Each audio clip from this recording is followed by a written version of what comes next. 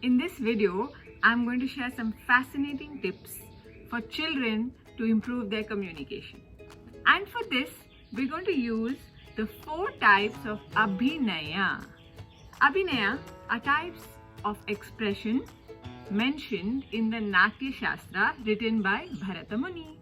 It's a very ancient book, this Natya Shastra, and it's referred to by actors and performers around the world. What is Abhinaya? There are 4 types, okay? And with each, we learn some tips to improve communication. Ready? The first Abhinaya is the Angika Abhinaya. Angika is using the body, yeah? Obviously, to communicate, one uses the body. See, I'm using the hands, eyes, my smile, nodding my head, isn't it? So when one communicates, of course you use the body. And children communicate through their entire body. Yeah, you've obviously seen a child laugh. They laugh and the whole body moves, the whole stomach, hands, head, isn't it? They laugh so fully. Have you seen a small baby breathe? It's a sight to behold. Their stomach goes up and down. It's so beautiful, isn't it? And crying or putting their foot down in a shop for the toy. The whole shop knows that the child wants the toy, isn't it? So they are amazing at communication with the body. But as they grow up, often they become a little body conscious for whatever reasons. So how to avert that? Here are some interesting tips. Tip number 1 is yoga asanas.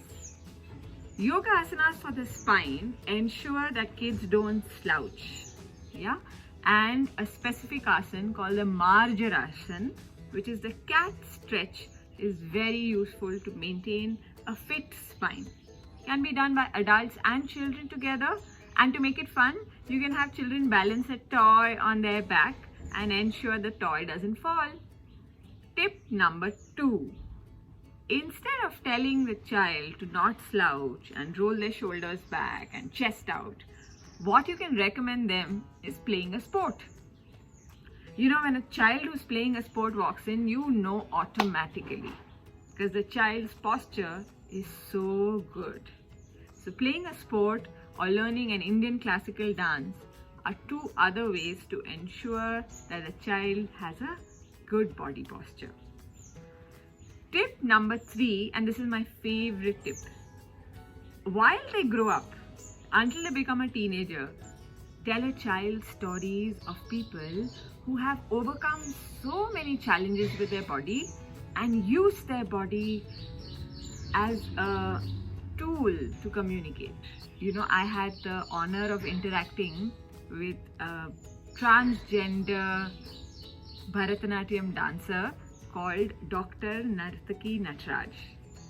Now, she had unbelievable challenges, obviously, because she was transgender, and she eventually learned Bharatanatyam, and she now gives trainings around the world. She's booked for nearly a year in advance, and she's the only transgender woman to have gotten the Padma Shri award. You know, she was talking to a bunch of Indian classical dancers, and she was saying, however your body is, without labeling it, using it to express what you wish to, that is when you're doing a service to the audience or to nature. Such a lovely thought, no? With so many challenges, she still has such respect for her body. Such stories are a source of great inspiration. I don't know if you've heard of the great, most knowledgeable saint, Ashtavakra. Ashta is 8, Vakra is bends. Now, Ashtavakra was visibly disturbing looking because he has 8 bends in his body. But he held the highest knowledge. And it's said that Sita's father, Janaka, realized the knowledge beyond the body and gave him the high seat of the throne and learnt from him. And that conversation is what is called the Ashtavakra Gita. Natya Shastra has an amazing thumb rule for non-verbal communication. Non-verbal here meaning communication using the body in Angika Abhinaya. And the mantra goes like this. Yato hasta, tato drishti. Where the hands are, the eyes have to follow. Yato drishti, tato manaha. Where the eyes are, the mind has to follow. Let's say you're watching TV. You're watching something, but if your mind is not there, you have no idea what's going on. Isn't it? And yato manaha, tato bhava. Your emotions have to follow where your mind is. Let's say you have a guest at home and you're offering them tea. Of course, you have to focus, no? Where your hand is, the eyes have to follow. You can't give tea like this, isn't it? Impossible. Bad communication. And then you have to be really involved. Your mind has to be offering them the tea too. And then there has to be emotion. You can't feel like, I don't want to give them tea and give them tea. That's not going to work. That's not good communication. And last line is Yato bhava tato rasa. That's when you feel the connect. No? That's the key to communication. What a beautiful mantra, isn't it? Yato hasta tato drishti. Yato drishti tato manaha. Yato manaha tato bhava. Yato bhava tato rasa. This chant totally encompasses the essence of communication, I think. No? Let's recap the tips. Tip 1, yoga asanas. Tip 2, playing a sport or learning an Indian classical dance or any dance for that matter. Tip 3, telling children stories of how successful people have communicated and overcome any body complexities. Let's move on to the second aspect of communication, the second type of abhinaya. Very, very important. Vachika abhinaya. Spoken communication. It is said that a child or an adult can equally learn various languages. But just because an adult is already very proficient in one language, it becomes difficult for them to think in another. That's why it is said that, children should learn more and more languages as early as possible. At any time, it is said that learning 3 languages is a good idea. Until they are comfortable with 3, don't introduce a 4th language. But 3 languages is minimum. And in a country like India, we have 22 to 24, I think, national recognized languages. And we have 19,500 languages in total. India is so rich with languages, and one of the most ancient, respected languages across the world today is Sanskrit. And Sanskrit is said to be such a scientific language, very good for our neurological development. So chanting a few mantras in Sanskrit or actually learning Sanskrit can be a great value add for children. It is said to develop proficiency in a language, one needs to hear it 30% of their waking time and actually attempt to communicate in it. Interesting, no? So check if you're exposing your child to 30% of their waking time in the language you want them to get used to. One great worry that parents have is in their child's clarity of speech. So tip number 1 addresses that. Ensure that they chant some simple Sanskrit mantras or shlokas on a daily basis. Tip number 2, again, to improve, the sweetness in their speech and clarity, of course, is music, singing aloud. Yeah. In fact, in Indian classical music, there is, the 7 swaras, right? Sa re ga ma pa da ni sa. If you end up repeating each swara 2 times, 3 times, sa sa sa sa, ri ri ri ri, ga ga ga ga, ma ma ma ma, like that, it is said to be excellent for clarity in speech. So that was tip number 2. Tip number 3, introduce your children to multiple languages at a younger age and definitely include the language of the parents. I'll tell you a very funny story. So I have a cousin who lives in the US and she's married to a Gujarati. She speaks Tamil, that's her mother tongue, and she has 3 children. So when they speak to her in Tamil. When they speak to the father, they speak in Gujarati, in the same conversation, mind you. And when they speak to us, when there are any guests, they speak in English. And they are familiar with Hindi, and in school, they learn Spanish. The parents don't know each other's mother tongue. So the children have, fun saying something to the mother and then saying something else to the father in another language, and they help translate the communication. It's so entertaining. So the golden rule to remember is 3 languages at a time, not anymore, until some basic proficiency is developed. Then you introduce the 4th. Now some fun. There's a tribe in Africa that has the click sound as part of their speech, as part of their language. It's one of the tribes is called the Sa tribe. The name only there's a click. It is said that we can make up to 40 sounds with this little mouth of ours. So I'm going to give you a challenge in my mother tongue, which is Tamil. And here is the challenge. Let's see if you can say it within 3 attempts. Varapayam. Can you make that sound? Varapayam. That's a humble banana. The third aspect of communication is Aharya Abhinaya. The clothes we wear or how we represent ourselves, at different venues in front of different people.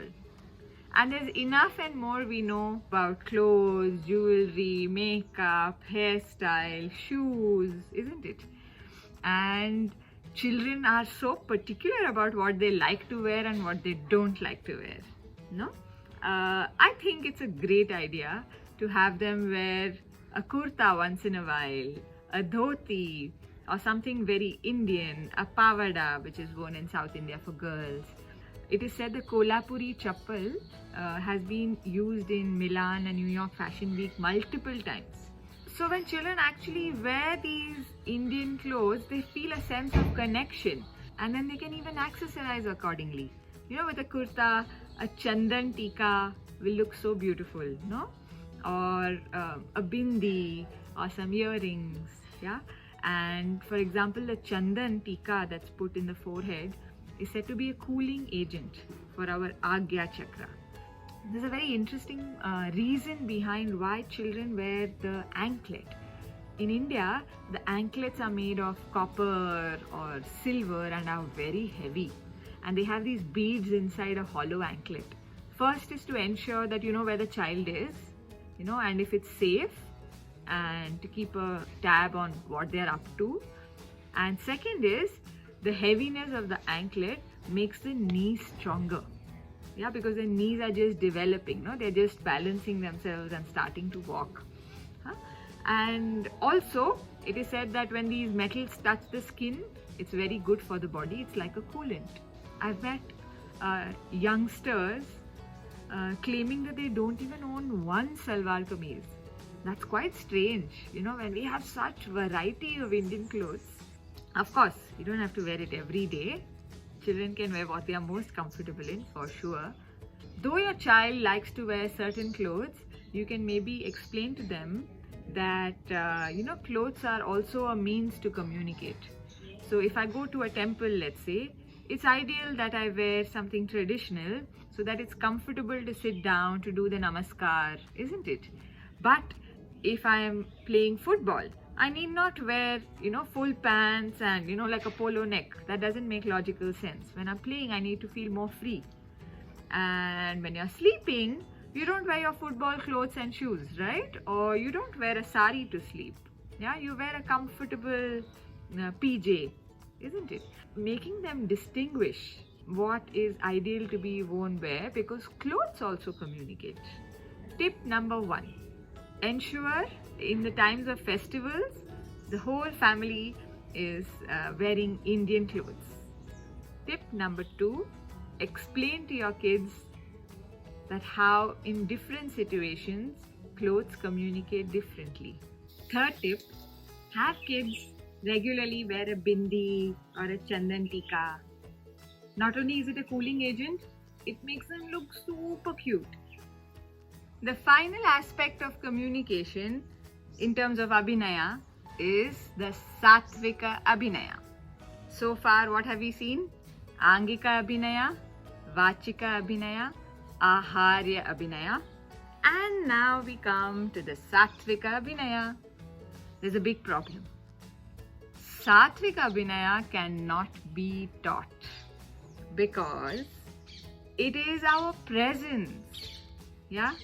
How do we work on our presence? But still there are some amazing tips. Yeah? First tip, meditation. When you meditate, there is a sense of calm.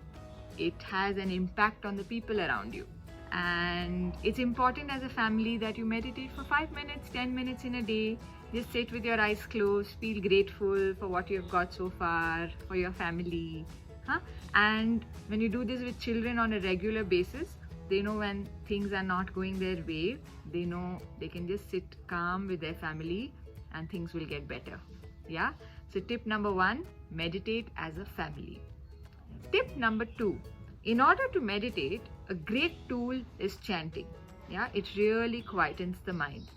So ensure you have shlokas or whatever you chant together. You can teach them something simple and meditate after that. You can light the lamp and do an aarti weekly once, something like that as a family. Third tip, very, very important for children, for you to check their company. Their peers, their teachers, elders. Yeah, it's important that they hang out with people who have a sattvic presence as much as possible. When I hang out with my grandmother once every while, all the other Abhinayas take a back seat. What she's wearing, how she's communicating with words, the body expression takes a back seat, but her presence overwhelms. There's so much warmth and love, such a sattvic presence. It's so attractive, magnetic. You may have seen a child walking into a room, an enthusiastic child who can't even put a sentence together, who only mumbles. And what do you feel? Your heart feels so light. The room becomes so alive when a child walks in. So a child has innate Sattvika Abhinaya. Our only job is to preserve it, because they are abundantly gifted with all these Abhinayas. In fact, all these tools of communication we've already been gifted with. The game is to preserve it actually. How can one preserve it? Ensure that the company is good. Tip number 3. Tip number 2, chanting or doing a nice task together, like maybe the aarti weekly once. Yeah, connecting with the divine. Tip number 1, meditating. So I have shared so many tips for each of the 4 Abhinayas. If you like this video, do share, do subscribe to our Little Desi Shop channel for more such content. And do share in the comment section which tip did you connect with the most and you plan to implement. Bye!